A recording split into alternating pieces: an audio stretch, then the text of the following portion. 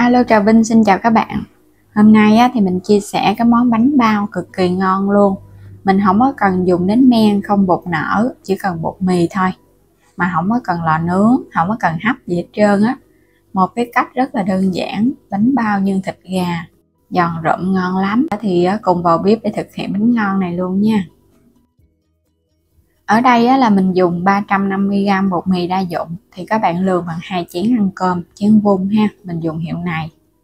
Dằn thêm chút muối cho bánh nó ngon, kết hợp với một muỗng canh đường nữa nè.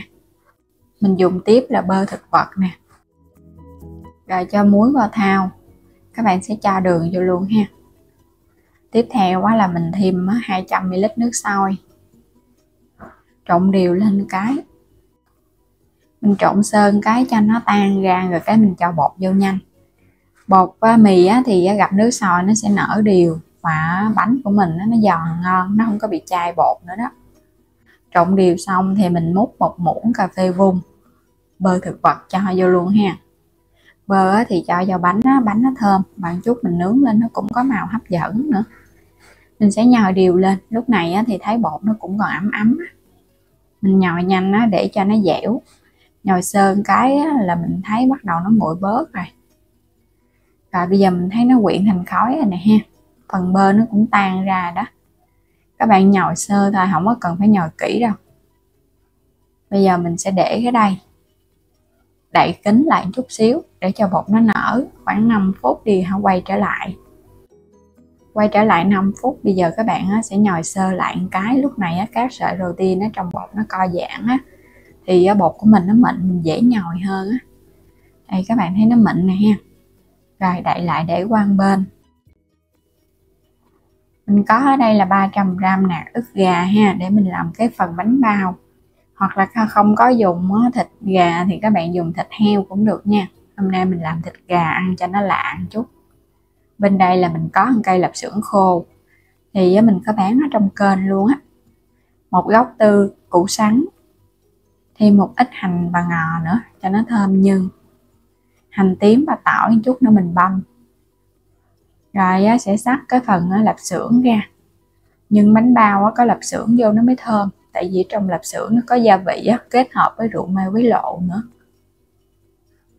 Xắt ra nhỏ nhỏ thôi ha, mình trộn vào nhân nó mới đều, thì bánh ăn nó mới ngon. Nạc gà các bạn cũng xắt ra hạt lựu giống y hệt như lạp xưởng luôn. Mình xắt đều đều quá một chút, mình xào lên.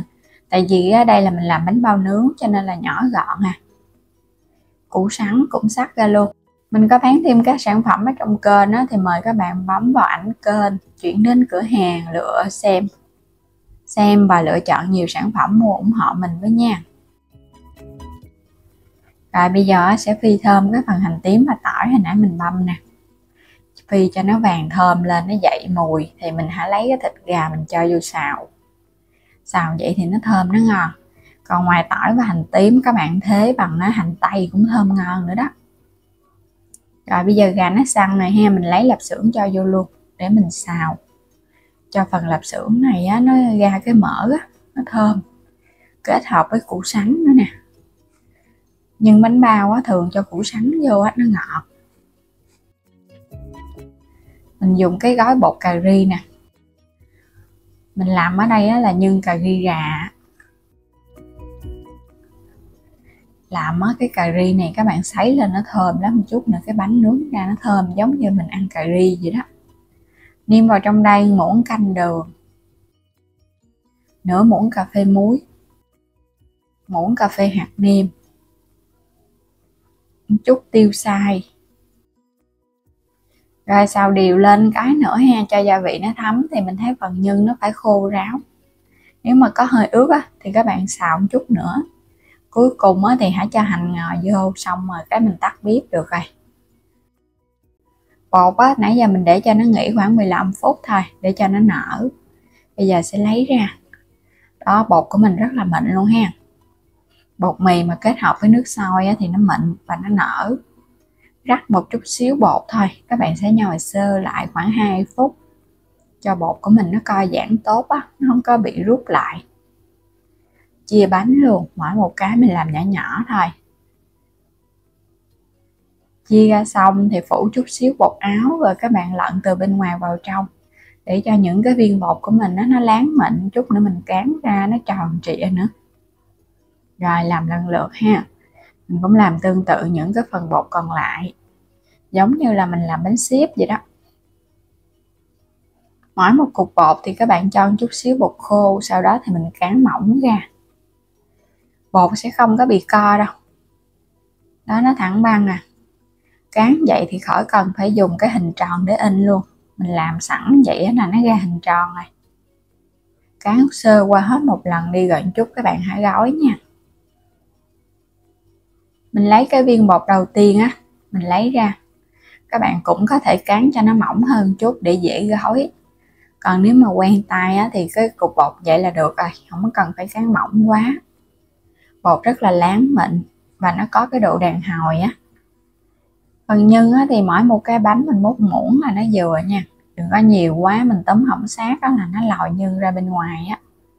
Xếp từng cái mép bột nè.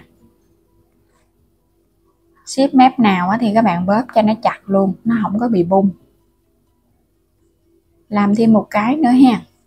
Các bạn xếp tương tự giống vậy nè, giống như là mình xếp cái mối của bánh bao hấp vậy đó. Một cái công thức này không có cần dùng đến men.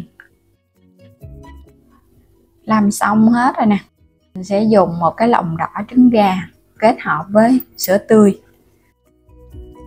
Các bạn sẽ khuấy đều lên ha, để quét cái mặt bánh á, cho cái phần bánh của mình nó nướng ra nó đẹp. Mình quét đều lên hết xung quanh luôn. Chút nướng ra cái bánh nó vàng ươm mà nhìn rất là bắt mắt. Quét hết rồi á thì có mè á, các bạn rắc lên chút xíu mè lên trên mặt nữa. Mình nướng xong cái bánh nó thơm. Có mè ăn nó cũng ngon nữa đó. Mình không có cần dùng lò nướng mà mình nướng bằng cái nồi chiên không dầu. Lót ở bên dưới là cái miếng giấy nến để bánh của mình nó chín không có bị dính ha. Mình sẽ chia làm 2 lần để nướng. Các bạn sẽ nướng khoảng 180 độ C nha. Trong vòng từ 12 cho đến 15 phút là được. Đủ thời gian là bánh của mình nó chín nè. Tùy theo mỗi lò, nếu mà lò công suất mà nó nhỏ quá thì các bạn nướng 15 phút. Mình thấy cái bánh nó vàng đều vậy là được rồi ha. Cái mặt ở bên dưới nó cũng chín rồi nè. Nếu mà cái mặt ở bên dưới nó khó chín thì các bạn có thể trở bề mình nướng thêm 5 phút nữa cho nó chín. Sau đó thì hãy lấy bánh ra. Bánh mình đã quét trứng đó, cho nên nó là ở trên mặt nó nhìn nó cái màu sắc nó cũng bắt mắt nữa. Đây, ngon quá chừng ha. Bánh bao nướng, một công thức mới lạ, không có cần chiên nhiều dầu mỡ và hấp dẫn quá các bạn ha. Cái bánh nhỏ nhỏ nhìn thấy cưng quá. Bánh bao nướng siêu mini với nhân cà ri rà, vừa ngon vừa thơm nè. Bột thì nó giòn giòn xốp xốp, bánh tròn quay luôn, vẫn còn hơi ấm ấm á. Bạn thấy bột nó giòn ha, giòn rụm luôn, giòn mà thơm lắm. Bẻ ra bên trong nè, ăn ghiền luôn á. Nếu mà các bạn mà chưa thử cái bánh này làm thử nha, bảo đảm từ người lớn cho đến trẻ nhỏ đều rất là mê luôn. Giòn giòn xốp xốp, bên trong thì nó thơm thơm. Chỉ cần bột mì và nước sôi.